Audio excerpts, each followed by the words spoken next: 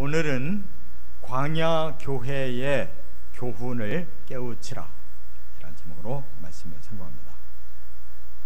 사도 바울은 이제 고린도 교회의 여러 가지 문제점들을 쭉 나열을 했는데, 오늘은 그 모든 것을 종합해 볼 때 교회가 성숙하지 못하고 너무 미숙한 상태에 있다라고 말하면서, 바로 교회가 신령한 공동체가 되기 위해서 과거 하나님이 주셨던 이 광야교회, 다시 말하면 모세시대의 광야 40년의 삶을 돌아보면서 오늘의 교회가 무엇이 문제인지 깨닫고 하나님의 이 경고의 말씀으로 돌이켜야 된다라는 말씀을 하고 있어요.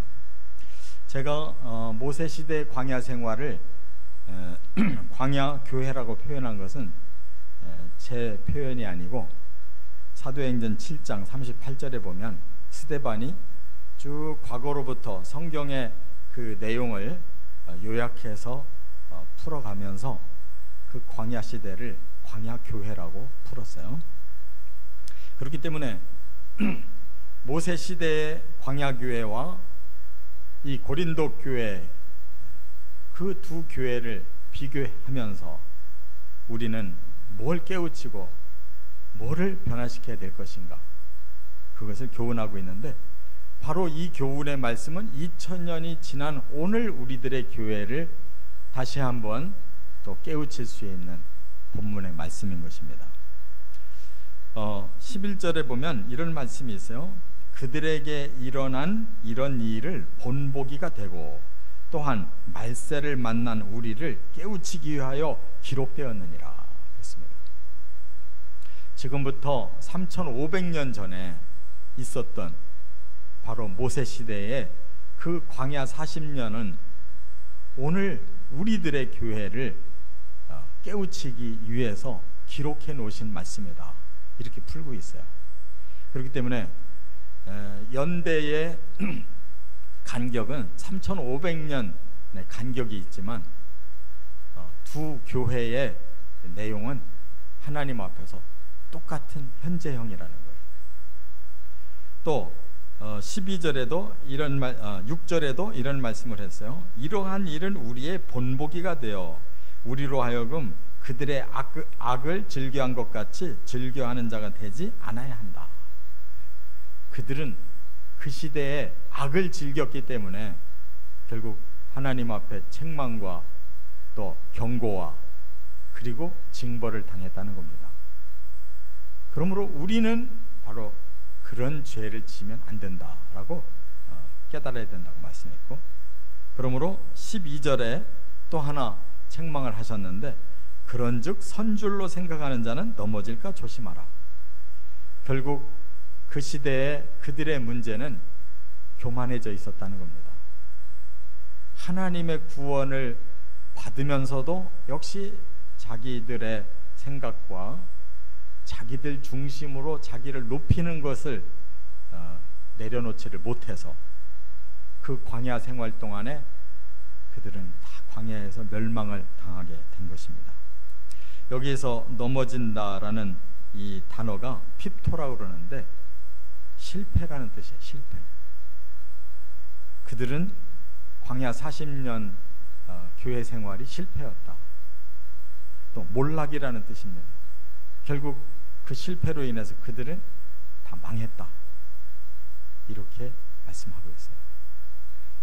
이 말씀이 그대로 오늘 우리들에게 대비된다면 우리도 한평생 신앙생활을 했고 우리 교회도 60년이 넘는 교회로서 이렇게 역사가 이렇게 남아있는데, 그 광야교회와 비교를 했을 때 혹시 우리가 넘어지지 않았는지, 실패하지 않았는지, 이대로 간다면 우리 교회도 그 시대처럼 멸망을 당하지 않을런지, 이것을 심각하게 생각하라는 겁니다.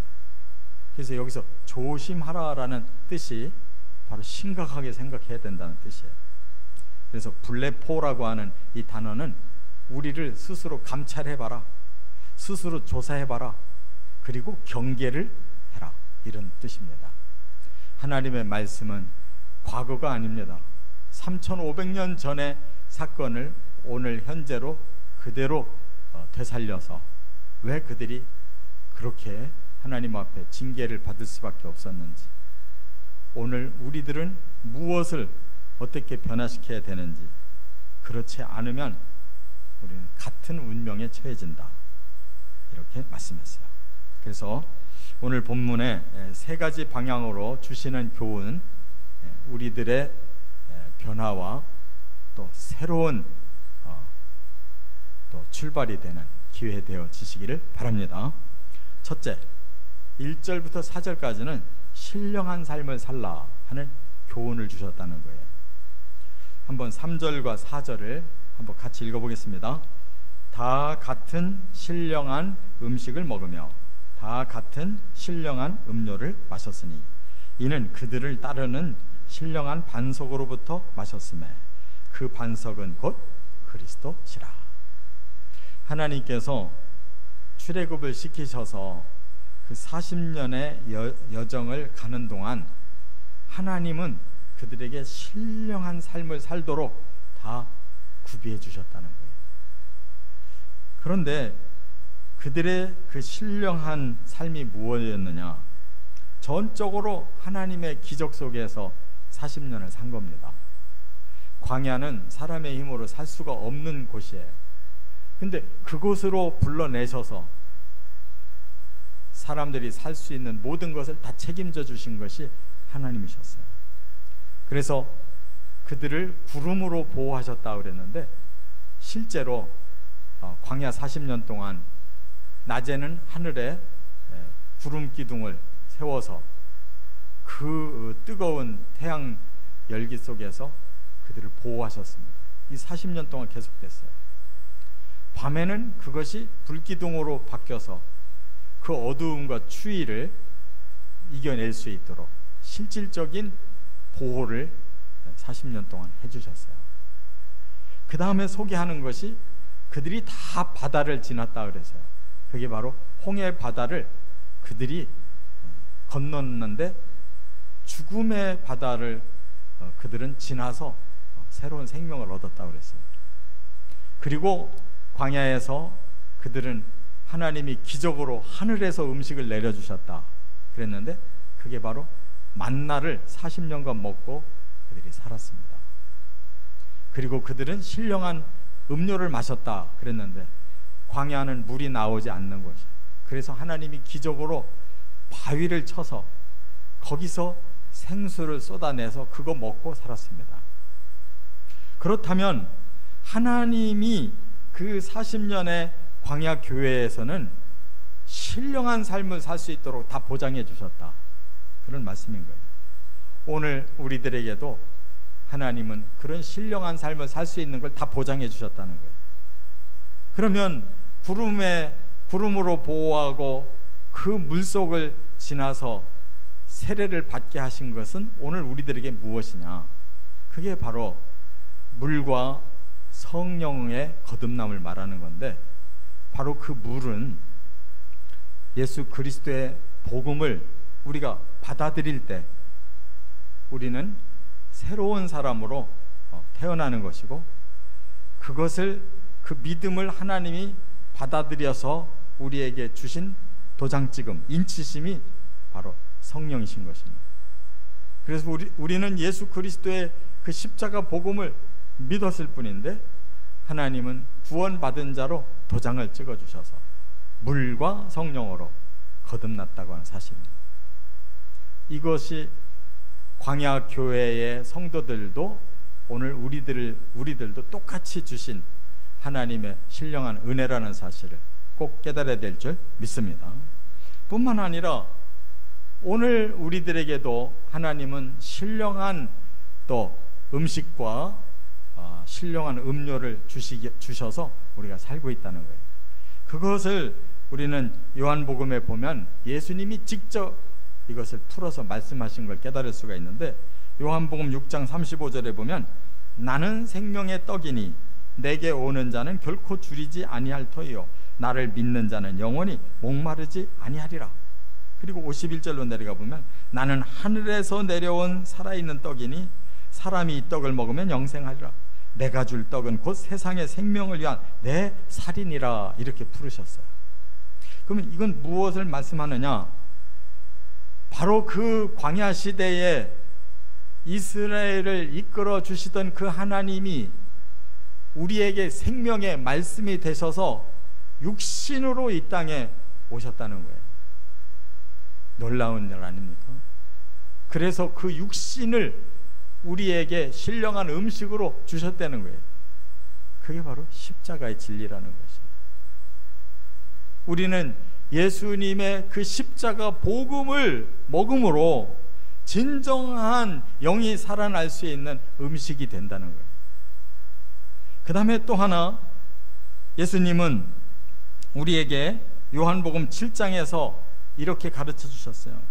누구든지 37절에 누구든지 목마르거든 내게로 와서 마시라. 나를 믿는 자는 성경의 이름과 같이 그 배에서 생수의 강이 흘러나오리라 하시니. 그 뒤에 39절에 이렇게 해석했어요. 이는 그를 믿는 자들이 받을 성령을 가리켜 말씀하신 것이라. 예수님은 십자가로 우리가 정말 신령한 힘을 얻을 수 있는 진정한 만나가 되어 주셨고, 예수님은 성령으로 오셔서 우리에게 신령한 음료로 생명을 얻도록 해주셨다는 거예요. 그래서 오늘 우리는 광약교회와 똑같이 바로 예수님의 십자가 복음이 우리에게 기적의 음식이고, 예수님의 성령이 우리에게는 기적의 음료라는 사실을 꼭 깨달으시기 바랍니다. 그래서 십자가 복음의 말씀만 내 마음에 살아있고, 예수 그리스도의 그 성령의 역사하심만 내 마음에 살아있다면 우리는 지금도 신령한 충만한 삶을 얼마든지 살 수 있다는 거예요. 자, 두 번째, 이제 광야교회를 통해서 우리가 뭘 깨달아야 되느냐? 5절부터 12절로 넘어가면 교만과 악을 경계해야 된다는 것을 깨닫게 된다는 거예요. 한번 11절 12절 같이 읽겠습니다. 그들에게 일어난 이런 일은 본보기가 되고 또한 말세를 만난 우리를 깨우치기 위하여 기록되었느니라. 그런즉 선줄로 생각하는 자는 넘어질까 조심하라. 이제 하나님이 하신 일은 이렇게 신령한 것만 우리에게 주셨는데, 사람이 한 일은 모두가 교만 덩어리고 악이었다라는 것을 깨우쳐 주시는 거예요. 그 장정만 60명이 출발한 그 이스라엘 교회 공동체는 어떻게 살았느냐? 40년간 하나님 앞에 너무 교만했다는 거예요. 여기 보니까 선줄로 생각하는 자라는 것이 바로 그들의 모습이었다는 거예요. 결국 그들은 넘어졌다. 그들은 멸망당한 거예요. 그래서 장정 60만이 출발했는데 가나안 땅에 들어간 장정 2명밖에 없어요. 여호수아와 갈렙. 그 이외에 모세도 죽고 미리암도 죽고 또한 아론도 죽고 모든 장정 다 죽었어요. 그것은 무엇 때문이냐? 그들의 교만과 악 때문이라는 거예요. 그래서 오늘 본문에 분명히 그렇게 말씀했어요. 12절에 교만하면 넘어진다. 6절에 바로 그들은 악을 즐겨 했기 때문에 하나님의 징계를 받았다라고 말씀하고 있어요. 그래서 우리의 마음에 바로 죄를 짓게 되는 그 근본적인 동기가 두 가지가 있다는 거예요. 내가 나를 낮추지 못할 때, 내 마음의 악을, 그것을 즐거워할 때, 그걸 즐기려고 할 때, 바로 거기서 우리에게는 죄가 온다는 거예요.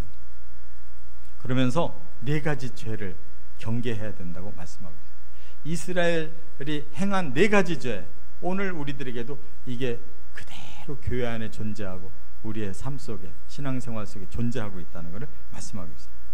첫째는 7절에 우상 숭배 하지 말아야 된다고 그랬어요. 이 사건은 출애굽기 32장의 사건이에요. 시내산까지 무사히 와서 모든 백성들 산 밑에 잘 기다리라고 하고 모세 혼자 산에 꼭대기로 올라가서 계시를 받고 있었어요. 40일 동안. 그 40일이 참 우리는 40년 40일 이렇게 성경에서 말씀하고 있는데 대단히 중요한 그 상징성이 있는 거예요. 그 40일을 못 참았어요. 모세는 하나님을 만나서 그가 모든 인간적인 것이 다 패해진 상태에서 오직 계시를 받느라고 아주 바쁜 상태인데 밑에서 사람들은 그 40일 기다리지 못해요. 너무 불안하니까 우리를 이끌 신을 만들어 달라고. 아론이 그 여론에 못 이겨가지고 할 수 없이 금송아지 신을 만들었잖아요. 그 금송아지는 바로 400년간 이스라엘 백성이 살던 그 이집트의 신이에요. 결국은 출애굽을 해놓고 다시 출애굽이 아니라 다시 애굽으로 들어가는 꼴이 된 거예요. 몸만 밖에 나와 있지 마음은 애굽으로 다 들어가 버렸어요. 그래서 애굽에 송아지 신을 만들어 놓고 먹고 마시고 뛰놀고 있을 때 바로 하나님께서 모세에게 알려주셨잖아요. 너 이제 내려가 봐라. 어떤 상황인지. 나는 이 백성과 더 이상 같이 가지 않겠다.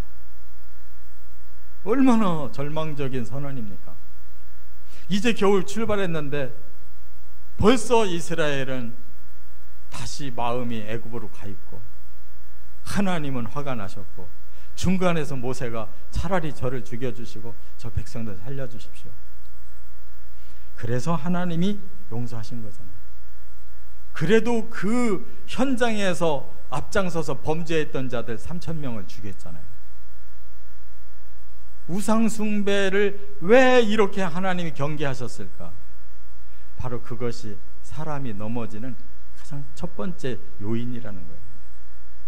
하나님만 경외하면 되는데 사람들은 꼭 딴 것을 하나님처럼 추구하거든요. 그럼 오늘날의 우상숭배는 무엇일까? 그걸 우리가 깨달아야 되는 거예요. 과거의 금송아지만이 우상숭배가 아니에요.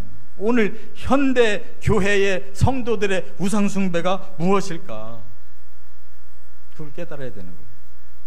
골로새서 3장 5절에 그랬어요. 땅에 있는 지체를 죽이라. 곧 음란과 부정과 사욕과 악한 정욕과 탐심이니 탐심은 우상숭배니라. 오늘 우리들의 마음에 있는 우상이 바로 음란과 부정과 사욕과 악한 정욕과 탐심이라는 거예요.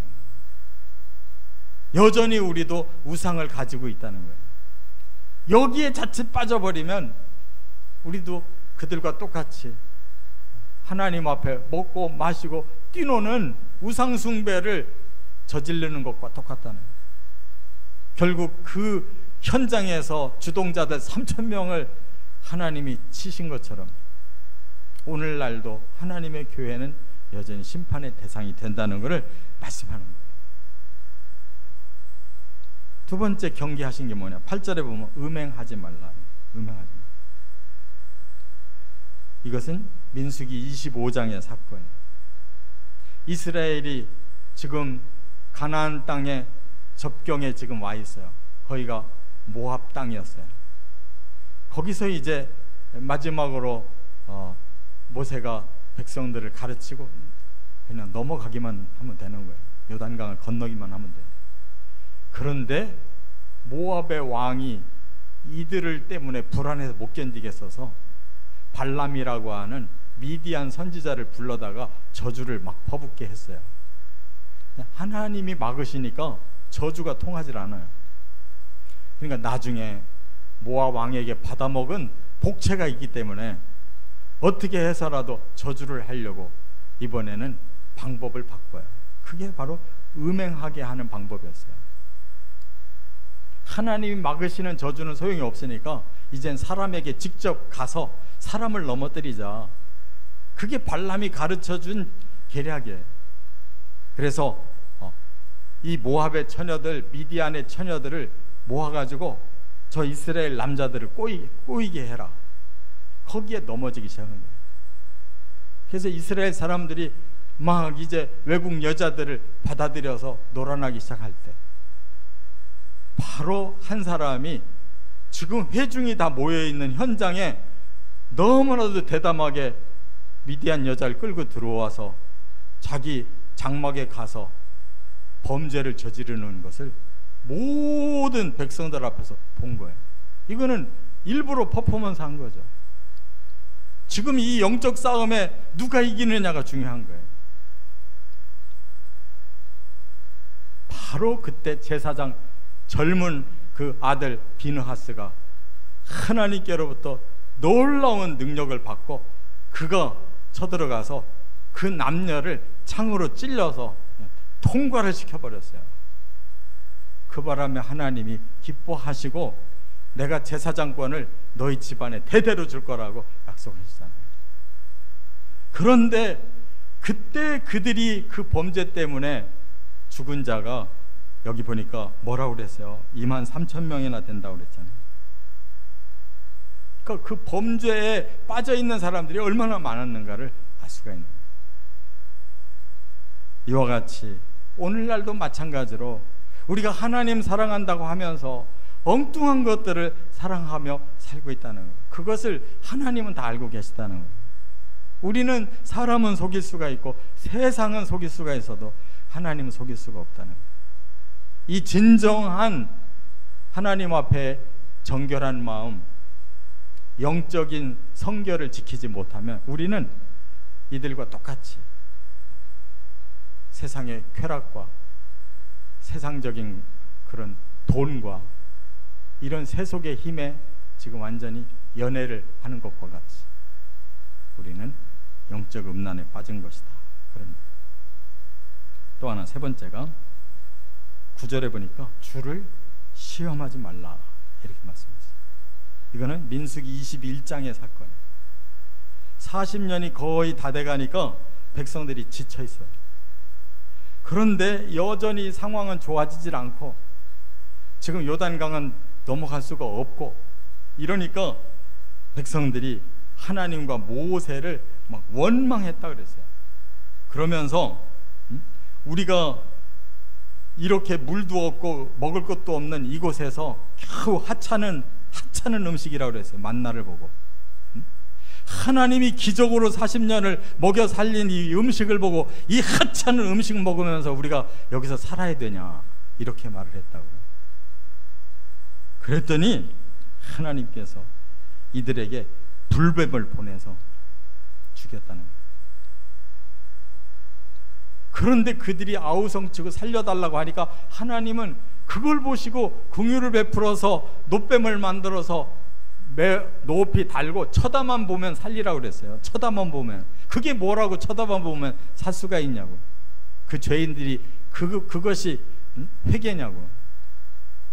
이게 바로 십자가의 원리인 거예요. 우리가 뭘 회개했다고 구원받는 게 아니에요. 쳐다봤다고 구원받는 거예요.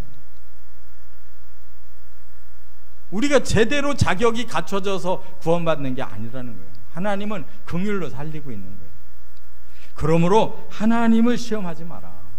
하나님은 우리에게 항상 한결같이 우리를 사랑하시는 거지 우리를 일부러 고난 가운데 던지시는 것이 아니다.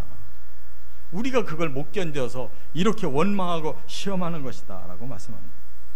그리고 네 번째가 10절에 주께 원망하지 말라 그랬어요. 가장 하나님이 화가 나셨던 사건이 이건데 민수기 14장에 바로 가나안 땅에 들어가려고 12명의 정탐꾼을 보내요. 그때 그들이 보고 와가지고 그것은 대단합니다만은 우리는 그들에 비하면 메뚜기라 들어갔단 다 죽습니다. 그래가지고 막 반란이 일어나서 모세가 죽을 뻔했잖아요. 그랬더니 하나님 거기서 뭐를 결정하셨어요? 너희들은 내가 이렇게 2년이면 충분히 계명도 주고 훈련도 다 받고 들어갈 수가 있도록 내가 스케줄 짜놨는데 너희들은 들어갈 자격 없어. 그리고 38년을 더 연장해서 40년을 이 광야에서 헤매야 된다라고 말씀했잖아요. 2년이면 들어갈 곳을 그들은 40년을 헤맬 수밖에 없었어요. 왜? 바로 하나님 앞에서 이처럼 원망하고 반역했기 때문에. 그 반역은 용서받을 수가 없었어요. 그래서 여호수아 갈렙 끝까지 순종한 12정탐꾼 중에 2명만 들어갔어요. 모세도 미디안도 아론도 다 죽었어요. 왜? 그들까지도 하나님 원망했기 때문에. 하나님의 영광을 가렸기 때문에. 이렇게 하나님은 정확하신 분입니다. 그래서 오늘의 우상숭배, 오늘의 음행, 오늘의 시험, 원망, 이거 똑같이 우리들의 삶 속에서 바로 우리의 교만과 악 때문에 일어나고 있는 범죄라는 것을 꼭 경계하시기를 바랍니다. 끝으로 세 번째, 13절에 바로 광야 교회를 통해 우리가 깨달아야 할 게 뭐냐? 시련을 극복하라는, 시련을 극복하라. 한번 13절 같이 읽어보겠습니다. 사람이 감당할 시험 밖에는 너희가 당한 것이 없나니 오직 하나님은 미쁘사 너희가 감당하지 못할 시험당함을 허락하지 아니하시고 시험당할 즈음에 또한 피할 길을 내사 너희로 능히 감당하게 하시느니라. 그 광야 40년의 그 60만 장정이 이 말씀을 알았더라면 얼마나 좋았을까. 너희 40년이 결코 그 시련이 감당 못할 시련이 아니다. 능히 감당할 수 있고 내가 또한 너희를 도와서 반드시 극복하게 해줄게. 그들은 못 들어서 그랬을런지 모르지만 우리는 이제 들었잖아요. 아마 생각하기를, 야, 이스라엘 백성들 정말 힘들었을 거야. 그 광야에서 어떻게 40년 살았을까. 저도 2번이나 그 이집트 광야를 가봤지만 진짜로 허허벌판이에요. 지금도 풀 한 폭이 없고 지금도 사람 전혀 안 살아요. 거기를 계속 버스 타고 저녁 때까지 갔는데 거기는 문명 세계가 아니에요. 3,500년이 지난 지금도 그래.